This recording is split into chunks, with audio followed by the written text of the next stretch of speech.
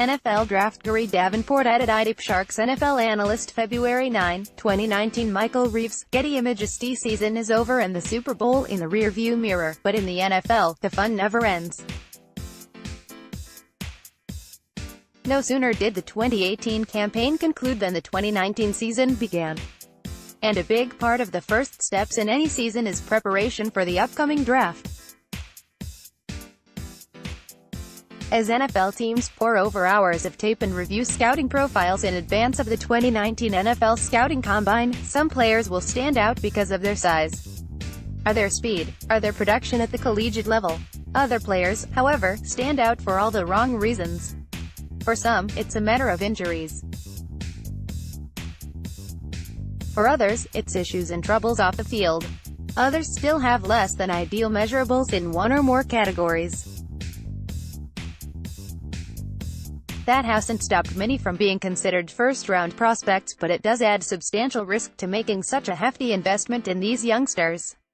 These are the NFL draft prospects with the biggest red flags in 2019. Wilfred O'Lee, Associated Press. In the surface, Oklahoma quarterback Kyler Murray would appear to have everything an NFL team could want. He has a strong, accurate arm, mobility and athleticism to burn. After completing 69% of his passes for 4,361 yards and 42 touchdowns with just 7 interceptions while rushing for 1,001 yards, Murray was named the 2018 Heisman Trophy winner. There's just one problem: Murray's not very big. At just 5 feet 10 inches and 195 pounds, Murray is positively tiny by NFL standards. We aren't talking Drew Brees standards, or Russell Wilson standards, or Baker Mayfield standards. We're talking Doug Flutie. However, per TMZ, Murray has his supporters, including Flutie himself. The biggest problem with a lot of short quarterbacks is they don't have the arm strength. Murray does. He can make all the throws. He can throw from all kinds of angles. We see that with Patrick Mahomes, and you'll have the same thing with Kyler Murray. There's also the matter of Murray's commitment to baseball. He's already been a first-round pick of the Oakland Athletics, receiving a multi-million signing bonus that will have to be repaid if he chooses to pursue his NFL career. Simply put, there isn't a riskier prospect in this year's draft than the diminutive passer with the big-time talent. He could make a general manager's career, or get them fired. Michael Thomas, Associated Press. Murray isn't the only potential first-round quarterback with a major red flag. Will Grier enjoyed a highly successful collegiate career at West Virginia. In each of the last 2 seasons, Grier completed well over 60% of his passes and topped 3,400 yards. Over that span, Grier tossed 71 touchdowns against just 20 interceptions. Based on that production and Grier's college tape, it's not hard to imagine the 6 feet 2 inches, 218-pound Grier being around one pick on April 25, but there's the issue of how Grier wound up at West Virginia in the first place. Early in the 2015 season, while attending the University of Florida, Grier was suspended for the remainder of the year by the NCAA for taking a banned substance. Grier told Bleacher Report's Matt Hayes the suspension was the result of his taking a supplement that was subsequently banned by the NCAA. Grier insisted to Adam Beasley of the Miami Herald that this was a one-shot deal, that he's been clean since and in no danger of being busted again. "That's just not who I am," he said. "And I would never let my teammates down in any circumstance again. That's one of the things I learned. Moving forward, it's a non-issue. Any organization that gives me a chance will get me. And I'll pour my heart into the organization and do whatever it takes to win football games." Lynn Sladke, Associated Press. Miami defensive tackle Gerald Willis III had a fine season for the Hurricanes in 2018. The 6 feet 4 inches, 300-pounder was a disruptive force, racking up 59 total tackles, 18 tackles for loss and 4 sacks. ESPN's Todd McShay thinks that performance could sneak Willis into the back end of the first round, mocking Willis to the New England Patriots with the final pick of round 1. Trey Flowers, Malcolm Brown and Danny Shelton will go to free agency, McShay said, so the champs will likely address defensive line this offseason. Willis has quick hands and lots of power at the point of contact. Here's where those caveats kick in, though, and just like Will Grier, they start in Gainesville. Barry Hannon reported for CBS Sports back in 2015, to say that Willis had a rocky tenure at Florida is an understatement. There was a fight with a teammate in a late hit out of bounds against Florida State so egregious that Willis was pulled for the remainder of that game. From all indications, Willis' time in Miami went a lot more smoothly. But whether it's at the Combine, the Hurricanes Pro Day or in individual meetings with teams, Willis has a lot of work remaining to convince NFL clubs he has matured and isn't a poor teammate. Richard Shiro, Associated Press. For most of his collegiate career, Clemson defensive tackle Dexter Lawrence was one of the more dominant interior linemen in the game.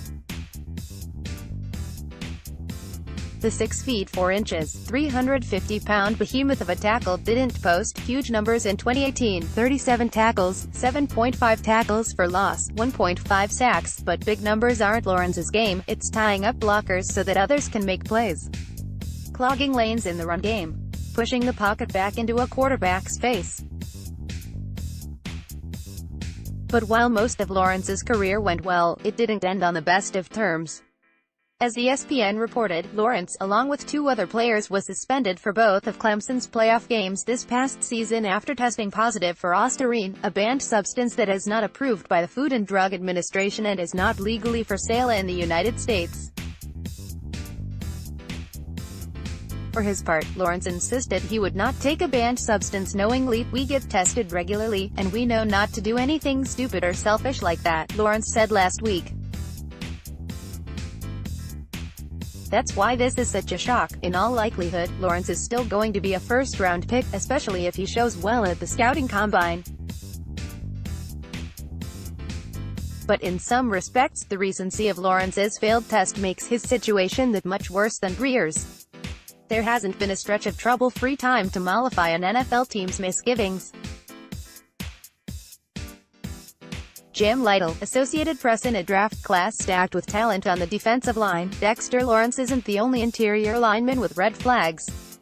Mississippi State's Jeffrey Simmons, who amassed 162 tackles, 7 sacks, 4 forced fumbles and 6 passes defensed in 3 seasons at Mississippi State, is projected as a potential top 10 pick in April's draft.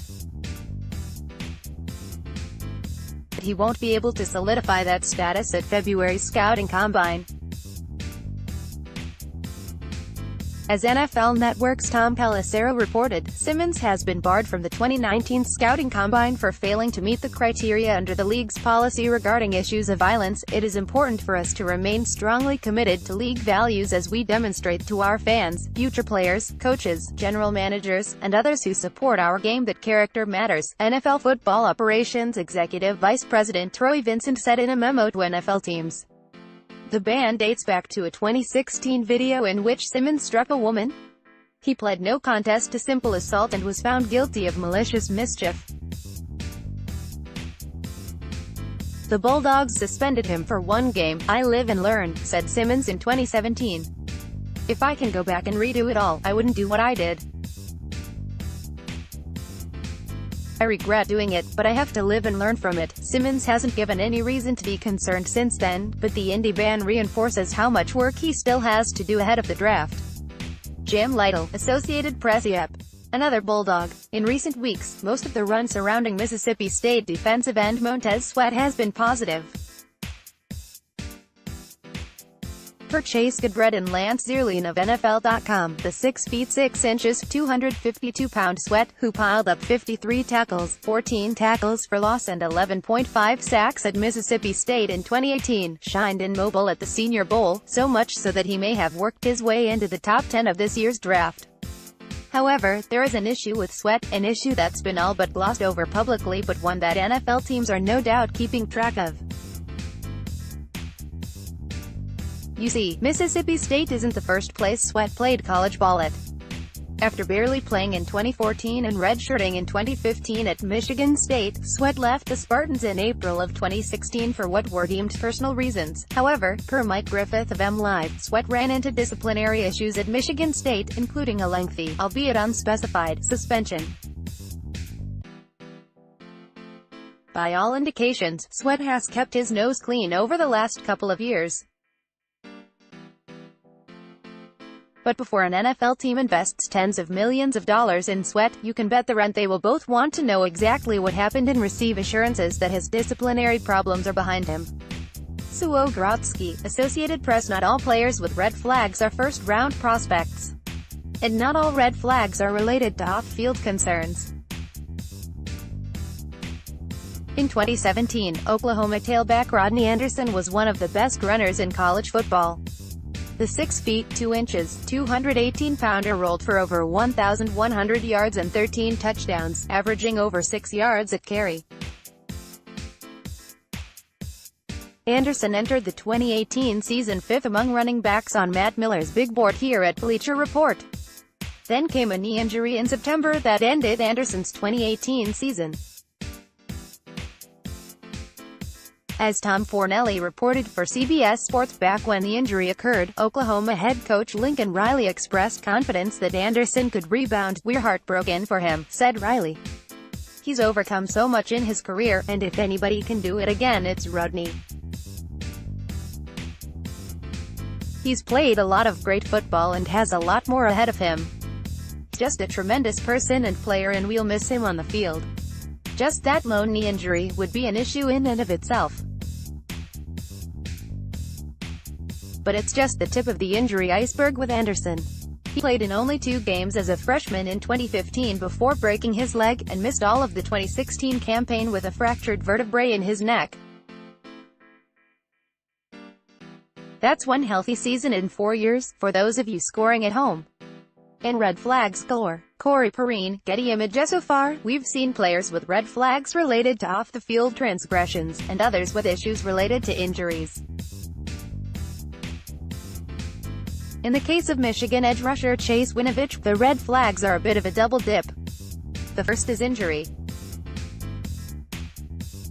After piling up 69 tackles, 17 tackles for loss and 5 sacks last season with the Wolverines, Winovich was forced to pull out of the Senior Bowl with a bad ankle.